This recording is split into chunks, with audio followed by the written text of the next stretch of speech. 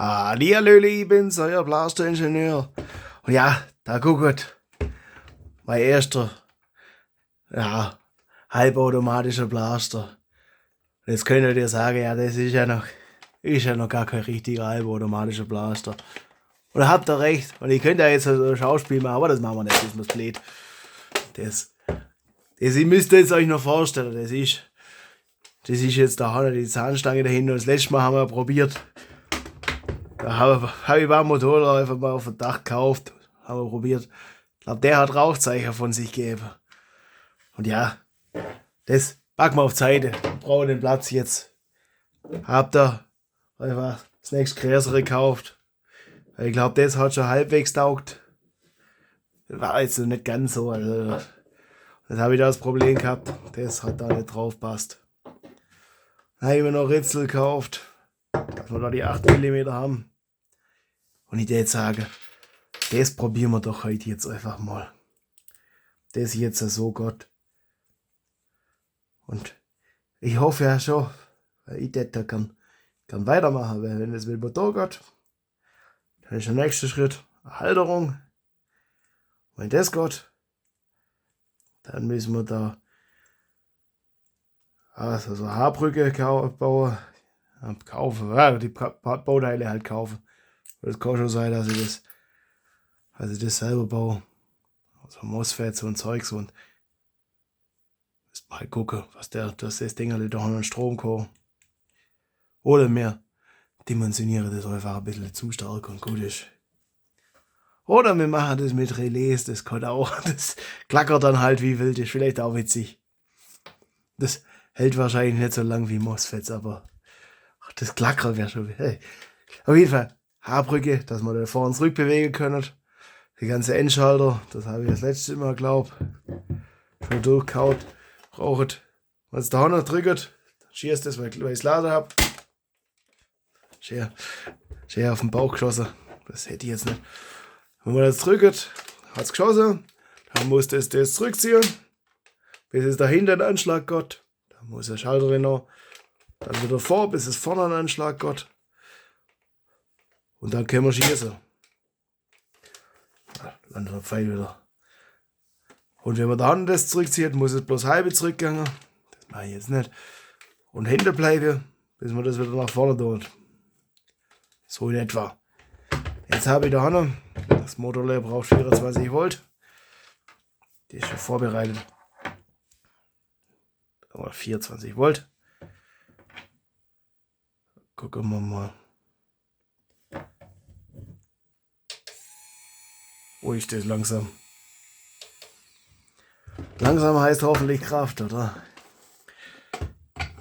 Jetzt gucken wir mal.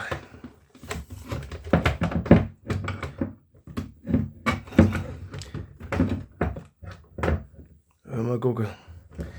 Was ist das? Hier ist.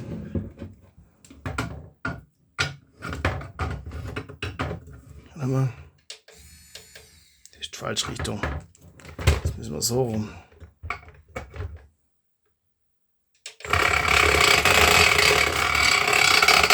Hoppala. Das sieht gut aus, ja. Wenn man das irgendwie. So, greift das richtig. Das heißt, das müsste man dann jetzt so nah drücken.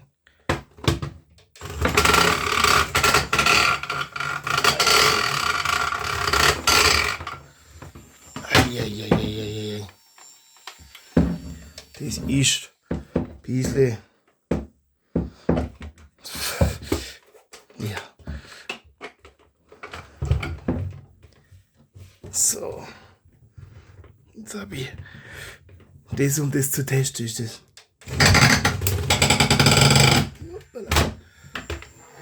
Okay.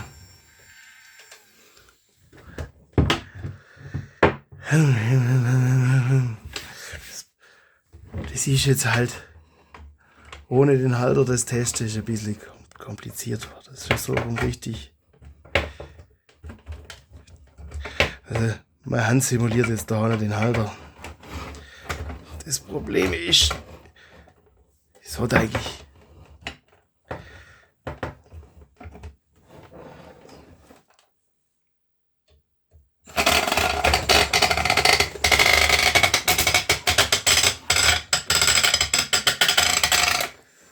Das kann schon so. Ihr seht, das teste ich manchmal.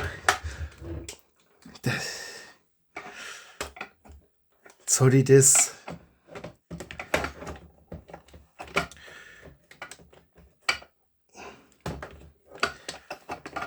so montieren?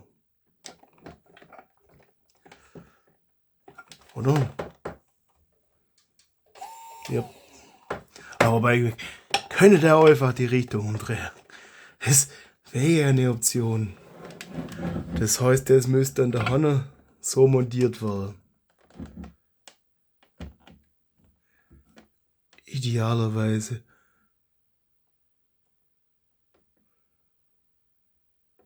Kriege ich das mit Klebeband so.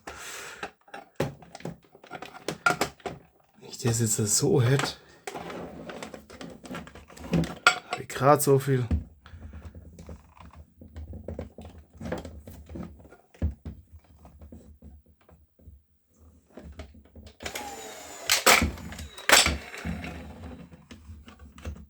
Okay, das ist jetzt schon gespannt. Jupp, sogar mehrmals. Na gut, das hat jetzt doppelt klar. Also, ich würde sagen, das verwenden wir jetzt einfach als Beweis, dass Gott. Weil der nächste Schritt ist, das da jetzt wieder abklemmen. Und das Gott sogar halbwegs schnell.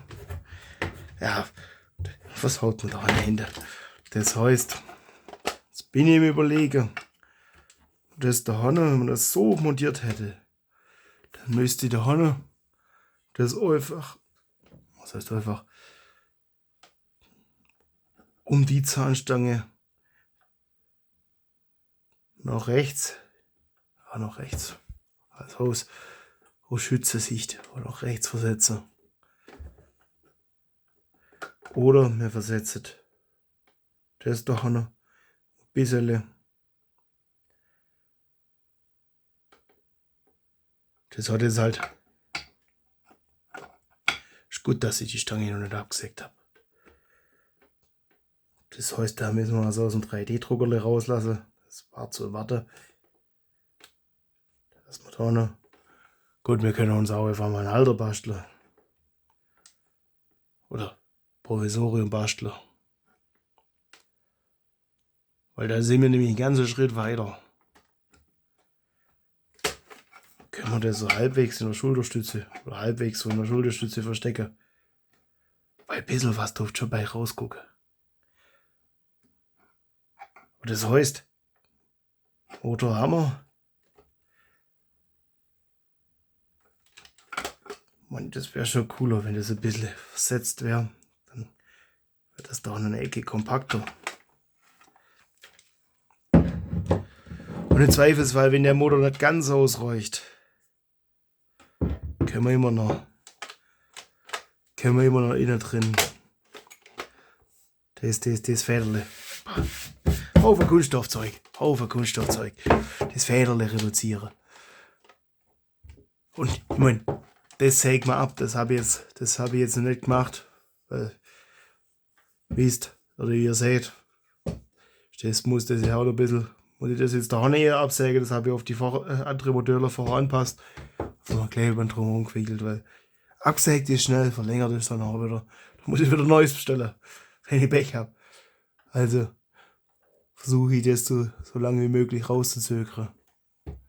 Und das muss ich absägen, weil das Ding wiegt jetzt einfach einen Haufen und das wird ja in den Schulterstütze reinpassen.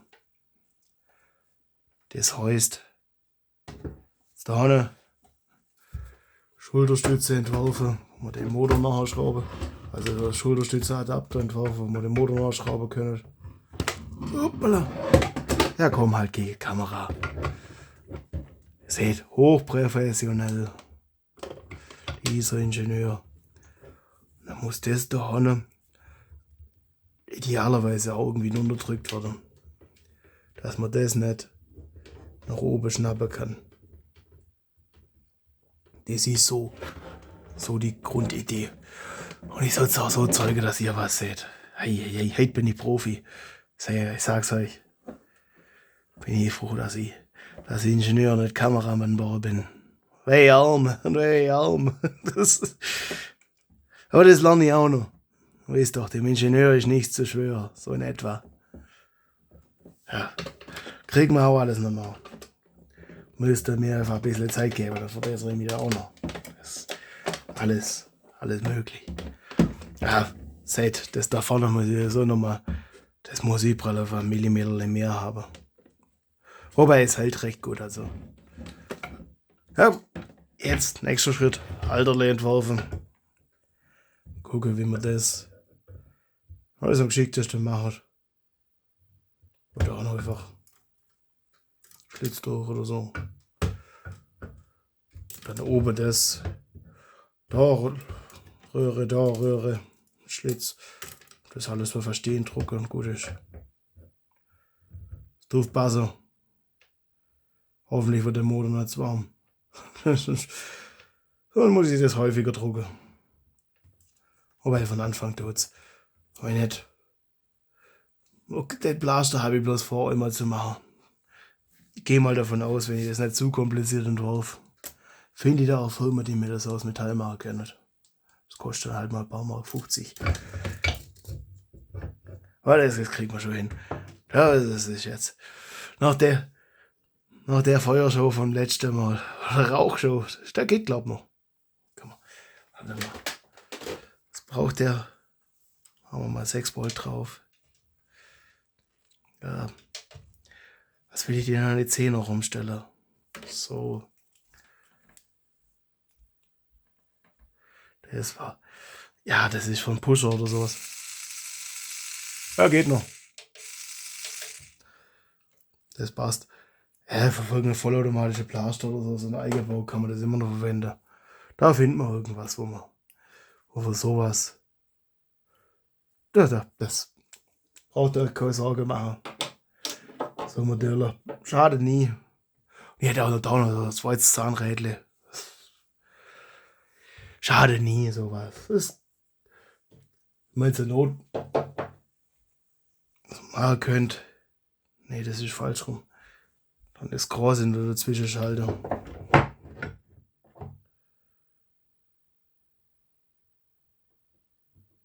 Naja, aber das brauchen wir wahrscheinlich nicht. Da finden wir was wir damit machen können. Und dann muss ich noch, das habe ich nämlich noch gar nicht. Das ist eine witzige Geschichte. Ich wollte eigentlich Taster kaufen, habe Socken gekriegt. Also das ist so kleine Endtasterler da. Habe ich Socken gekriegt. Da muss ich mal gucken, wie ich die da rein kriege. Da muss er noch rein. Da ans Ende und ans Anfang muss er noch rein. Machen wir einfach auch so Rastnase drüber, dass wir das ein bisschen versetzen können.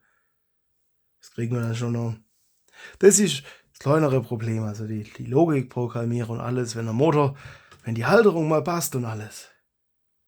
Und dann haben wir da, wenn die Halterung passt, kann ich das auch sauber am Netzteil steuern. So ist halt, fällt mir irgendwie in die Hand.